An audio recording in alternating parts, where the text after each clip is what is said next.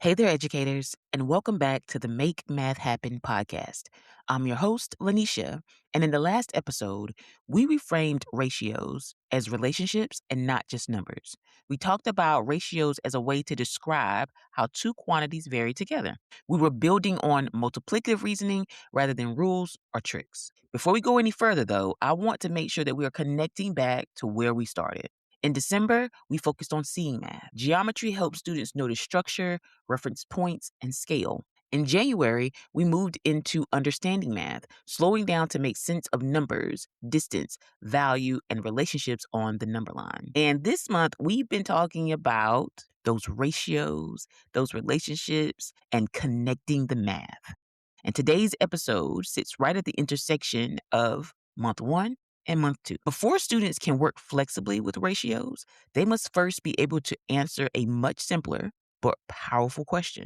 What exactly am I comparing and why? If students can't clearly identify the quantities and their relationship, no memorized rule will save them. When students compare quantities, they are almost always working with one of three structures: part to whole, unit reasoning, and scaling. These aren't just math terms, they are ways of thinking that develop over time. And here's where geometry quietly shows up again.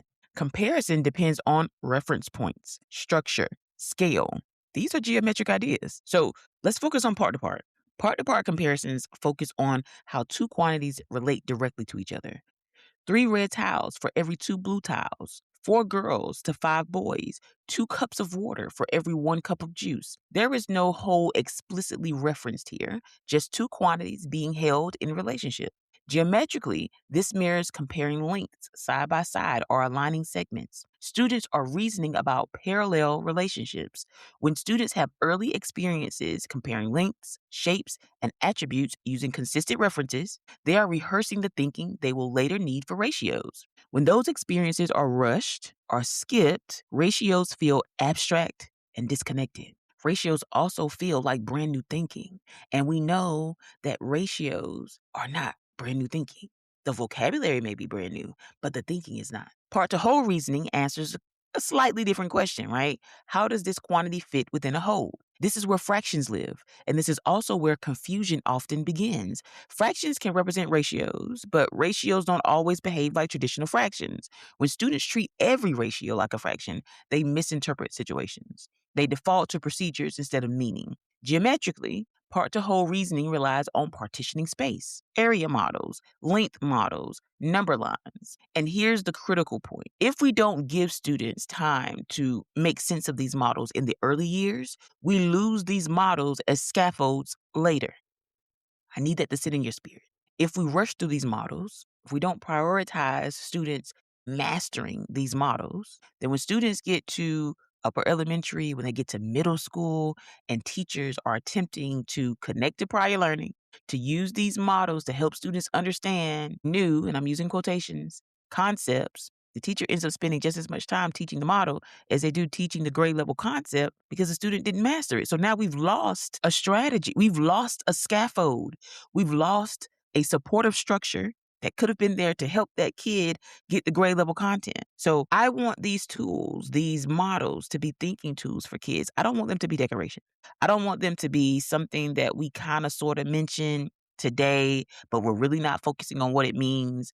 I don't want it to be something that students are just watching you use, but never truly understand why you're using it. They're not decorations. They're thinking tools.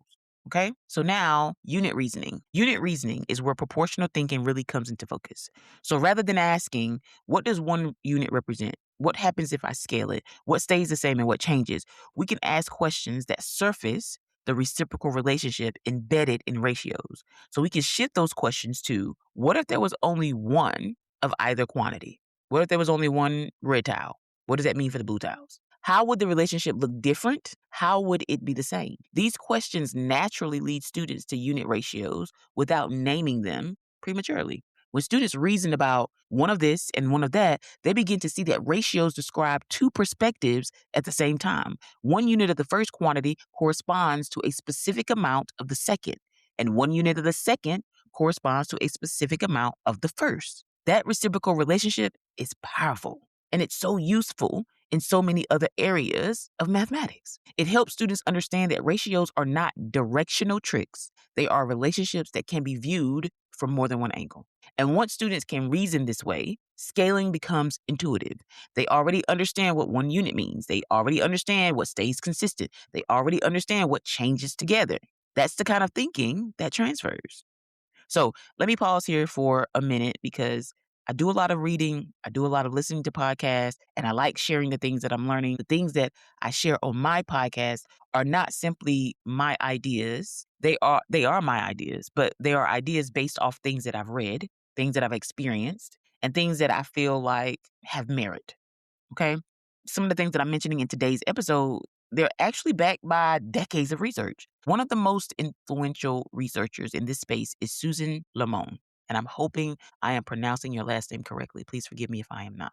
Her work shows that fractions and rational numbers are not a single idea, but a network of meanings. Students need experience with fractions as part of a whole, measures on a number line, results of division, operators that scale, and ratios that compare quantities. When instruction overemphasizes just one interpretation, especially part whole, students struggle later.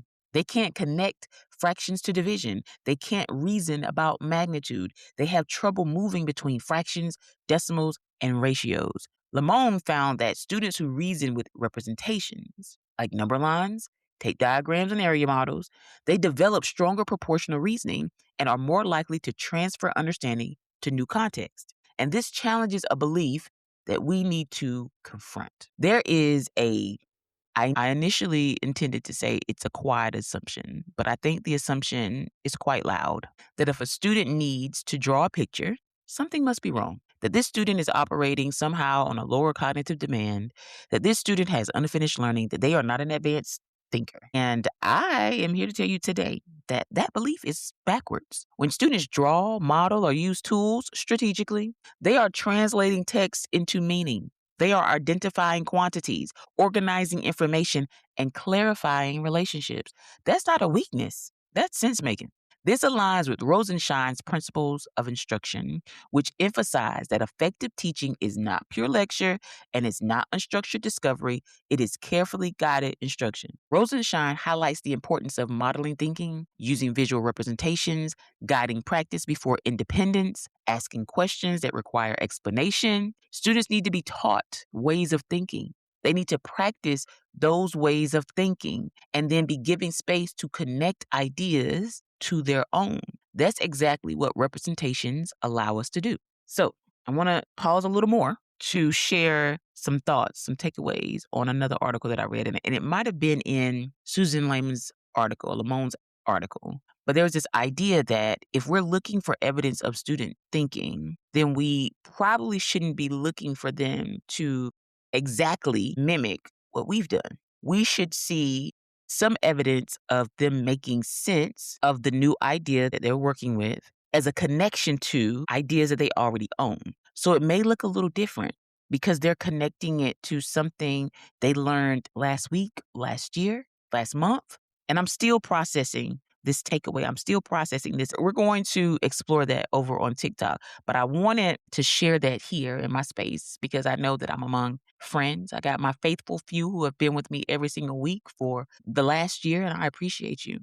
But I would love to hear your thoughts on that. What does that look like? If I'm teaching students something, should what I see on their paper when they are working look exactly like mine? Or maybe is there a time frame where it may look exactly like mine and then eventually it looks a little different as they start to connect it to the ideas that they own? I really want us to think about that. I really want us to talk about that because I know a lot of times whenever we're teaching, we should be referencing our standards. And oftentimes in our standards, they're talking about algorithms or specific strategies that we want students to master, right? And I just want us to think about whether it should be that pigeonholed or if students should be able to be a little bit more flexible in what they use and how they're solving things, their approaches, if they could be a little bit more independent from ours. So anyway, we're going to take that conversation over on TikTok because I'm not going to process it all here on the airways with you guys. But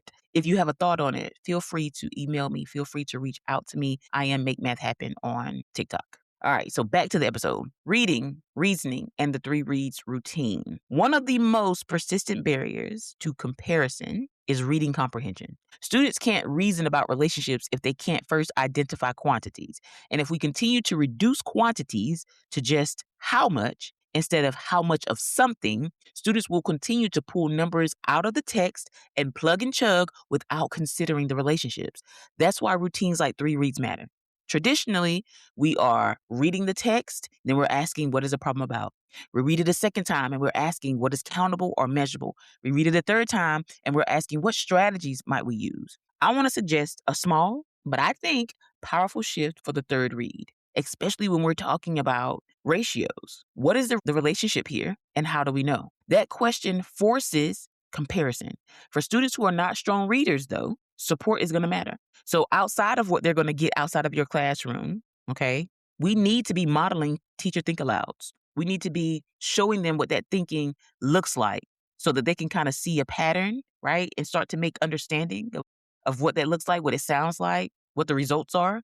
They need to hear peers reason. And we need to have inclusive whole group discussion. And I'm careful to make sure I'm saying inclusive because I think sometimes we have whole group discussion, and as long as 2 or 3 are with us or are answering questions, we feel like we're good to go. And we got to stop moving that way. Another thing that, and I don't know if it is in this specific article, the Rosenstein Principles of Instruction article, or if it's just something that was talked about on this podcast that I listened to, and I'm going to link it in the show notes.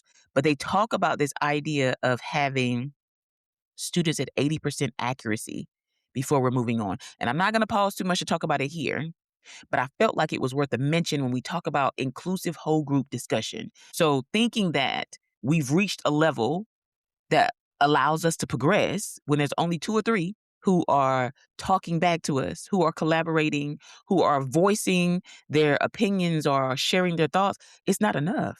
It's just not enough. Okay.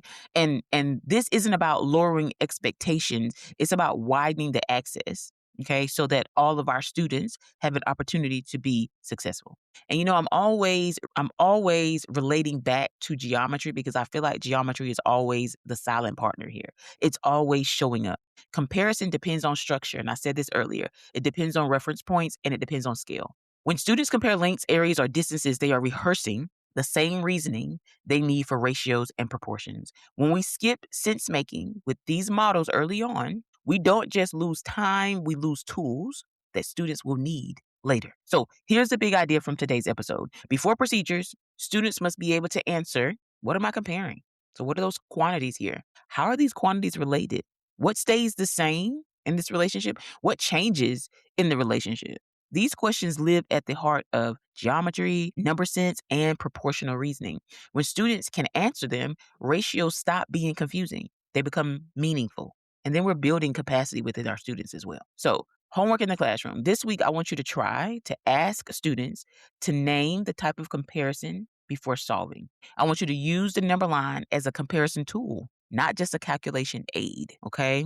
So this is where double number lines may come into play. And it doesn't have to be a number line, but I just want you to think about what visual model can be used as a comparison tool and really challenge that thinking of if a student has to draw, this student doesn't understand. I really need you to challenge that thinking because, yeah, not true. Modify your third read to focus on relationships. So instead of going straight to strategies, because some students may not be ready. Some students might be, but some students might not be ready to tell you exactly what the strategy is. But if we're continually asking them, what's the relationship here and how do we know? Then we're forcing them to look back at that text and make sense of what's taking place. Okay. So slow down with models and let students talk about what they see. Slow down with the models and let students talk about what they see. 2 or 3 are not enough for you to feel like it's time to move on. When students see structure, the math is going to connect. I'm telling you, when students see the structure, math connects. So next time, we'll make proportional reasoning visible using tables, tape diagrams, and rates. This is the same story. It's just a deeper connection. I'll talk to you soon.